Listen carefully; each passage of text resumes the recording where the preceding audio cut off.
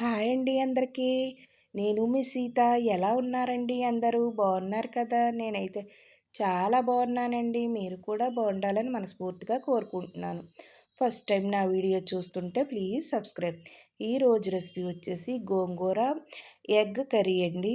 చాలా బాగుంటుందండి ఈ కర్రీ. చాలా సింపుల్గా టేస్టీగా చేసుకోవచ్చండి. ఈ రెండిటి కాంబినేషన్ గోంగూర ఎగ్ కాంబినేషన్ అయితే సూపర్గా ఉంటుందండి. చాలా టేస్టీగా అయితే ఉంటుందండి. ఈ కర్రీ వండిన రోజునైతే మనం రైస్ ఎక్కువగానే వండుకోవాలండి. ఎందుకంటే ఈ కర్రీ అంత బాగుంటుందండి. దాన్ని ఏ విధంగా తయారు చేసుకుందామో చూసేద్దాం రండి. ముందుగా అయితే నేను ఎగ్స్‌ని అయితే ఉడకబెట్టేసుకొని తొక్కలు తీసుకొని పక్కన పెట్టుకున్నానండి. ఈ ఎగ్స్‌కి అయితే నేను ఒక స్పూన్ తీసుకొని ఘాట్లు పెట్టుకుంటున్నానండి. ఇలా ఘాట్లు పెట్టడం వల్ల మనకి గుడ్డన్నది విడిపోకుండా బాగా వేగుతుందండి. అలాగే గోంగూరను కూడా తీసుకొని నేను ఈ విధంగా అయితే శుభ్రం చేసుకొని పక్కన పెట్టుకున్నానండి. ఇది నాటు గోంగూర అండి. పులుపు ఎక్కువగా ఉంటుందండి ఈ గోంగూర అయితేని. ఇప్పుడు స్టవ్ వెలిగించుకొని ఒక కడాయిని పెట్టుకుందామండి. కడాయి వేడెక్కాక 2 టేబుల్ స్పూన్లు అయితే ఆయిల్ వేసుకుందామండి. ఆయిల్ వేడెక్కాక మనం ఉడికించి పెట్టుకున్నాం ఈ గుడ్లన్నిటిని కూడా ఇందులో వేసేసుకుందామండి. ఇందులో అయితే కొద్దిగా పసుపును వేసుకుందాం ఎగ్స్ మీద. అలాగే కొద్దిగా కారం కూడా వేసుకుందామండి. ఇలా వేసేసుకుని మనకి ఎగ్స్ అన్నవి కింద కొంచెం కాలిన తర్వాత రెండో సైడ్కి అయితే తిప్పుకోవాలండి.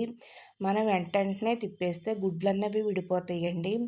ఇలా విడిపోకుండా ఈ విధంగా మెల్లగా అయితే వేయించేసుకుని ఒక ప్లేట్ తీసుకుని ప్లేట్లో అయితే వేసేసుకుందామండి.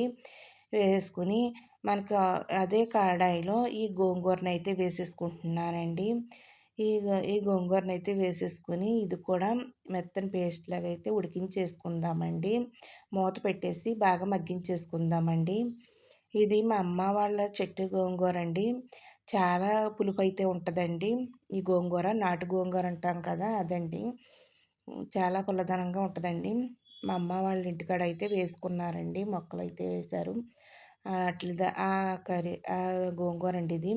అలా ఉడికించేసుకుని దాన్నైతే పక్కన పెట్టుకుందామండి. ఇప్పుడు స్టవ్ వెలిగించుకుని కడాయి పెట్టుకుని 2 టేబుల్ స్పూన్లు అయితే ఆయిల్ వేసుకుందామండి. ఆయిల్ వేడెక్కాక ఒక బిర్యానీ ఆకు, ఒక ఇంచు దాల్చిన చెక్క, 2 లవంగాలు, ఒక యాలక్కాయ వేసుకుని బాగా వేయించేసుకుందామండి. ఇలా వేయించేసుకున్నాక సన్నగా తరిగిన ఉల్లిపాయ ముక్కలు, అలాగే ఘాట్లు పెట్టిన పచ్చిమిర్చిని కూడా వేసేసుకుంటున్నానండి.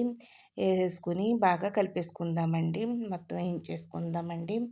ఇప్పుడు ఇందులోనే చిటికెడు పసుపు, అలాగే రుచికి తగ్గ సాల్ట్ కూడా వేసుకుందామండి. ఇలా ఉప్పు, పసుపు వేయడం వల్ల ఉల్లిపాయ అన్నది తొందరగా వేగుతుందండి. లైట్ గోల్డెన్ కలర్ వచ్చేదాకా వేయించుకోవాలండి. ఇక్కడ మనకు ఉల్లిపాయ అన్నది ఎంత బాగా వేగితే కర్రీ అంత బాగుంటుందండి. అలా లైట్ గోల్డెన్ కలర్ వచ్చేదాకా వేయించుకోవాలి. ఇలా వేయించేసుకున్నాక ఒక స్పూన్ అల్లం వెల్లుల్లి పేస్ట్ అండి. ఈ పేస్ట్ని కూడా పచ్చివాసన పోయేదాకా వేయించేసుకోవాలండి. ఈ విధంగా వేయించేసుకోవాలి. ఇలా వేయించుకున్న తర్వాత నేను ఒక 3 టమాటాలను అయితే ఇలా ముక్కల కింద అయితే కట్ చేసుకున్నానండి. ఆ టమాటా ముక్కలను కూడా ఇందులో వేసేసుకుని బాగా మగ్గించేసుకుందామండి. మొత్తం అంతా టమాటా అంతా కూడా మగ్గిపోవాలండి. మూత పెట్టేసి ఒకసారి మగ్గించేసుకోండి. మయంగా ఒక్కొక్కసారి చూసుకుంటూ ఉండండి. ఈ విధంగా అయితే మగ్గిపోయింది కదండి. ఇప్పుడు ఇందులో ఒక స్పూన్ కారం, అర టీ స్పూన్ ధనియాల పొడి, ఒక అర టీ స్పూన్ గరం మసాలా, ఒక అర టీ స్పూన్ చికెన్ మసాలా వేస్తున్నానండి.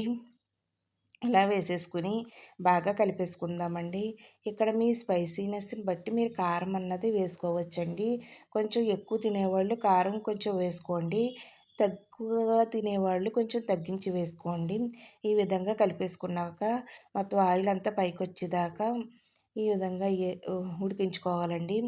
ఇప్పుడైతే ఇలా ఉడికించి పెట్టుకున్న గోంగూరనైతే కొద్దిగా గరిటెతో మెదిపేసుకుని ఈ విధంగా ఇందులో అయితే వేసేసుకోవాలండి. మనం ఈ గోంగూరనైతే మిక్సీ ఏం పట్టించక్కర్లేదండి. మనం గరిటెతో మెదిపేసుకుంటే సరిపోద్దండి. అలా మొత్తం అంతా కూడా ఇందులో వేసేసుకుని మొత్తం కలిపేసుకోవాలండి. ఇలా కలిపేసుకున్న వాటిలైతే కొద్దిగా అయితే వాటర్ అయితే వేసుకుంటున్నానండి. ఇక్కడ గోంగూర పులుపు ఎక్కువగా ఉండటం వల్ల నేను నార్మల్ వాటర్ అయితే వేసుకున్నానండి. అదే మామూలు గోంగూర పులుపు తక్కువగా ఉంటది కదండీ!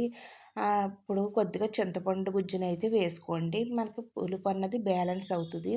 ఇక్కడ నేను తీసుకున్న నాటు గోంగూర మొలని పులుపు శాతం ఎక్కువగా ఉందండి. అందుకే నేనైతే చింతపండు గుజ్జునైతే వేయలేదు. ఇక్కడ మీరు చూసుకొని వేసుకోండి. అలాగే ఇప్పుడు అంతా కలిపేసుకొని ఎగ్స్‌ని కూడా వేసేసుకొని మొత్తం అంతా కలిపేసుకోవాలండి. మొత్తం అంతా ఆయిల్ అంతా పైకొచ్చేదాకా ఉడికించేసుకోవాలండి. చూసారు కదండీ! ఈ విధంగా అయితే ఆయిల్ అంతా పైకొచ్చేసింది. ఈ స్టేజిలో మనం సాల్ట్ సరిపోకపోతే ఇంకొంచెం వేసుకోవచ్చండి. ఇప్పుడు స్టవ్ కట్టేసుకొని పక్కకు పెట్టేసుకుందామండి. ఎంతో టేస్టీగా ఉండే గోంగూర ఎగ్ కర్రీ అయితే రెడీ అయిపోయిందండి. చాలా టేస్టీగా, సింపుల్‌గా చేసుకోవచ్చండి దీన్ని. అలాగే నా వీడియో నచ్చితే మీ ఫ్రెండ్స్‌కి, రిలేటివ్స్‌కి షేర్ చేయండి. వీడియో చూసి లైక్ చేయండి. ఈ రెసిపీని ట్రై చేసి నాకైతే కామెంట్‌లో చెప్పండి. మీకైతే ఏ విధంగా వచ్చిందో. బాయ్ అండి. నెక్స్ట్ వీడియోలో కలుసుకుందాం.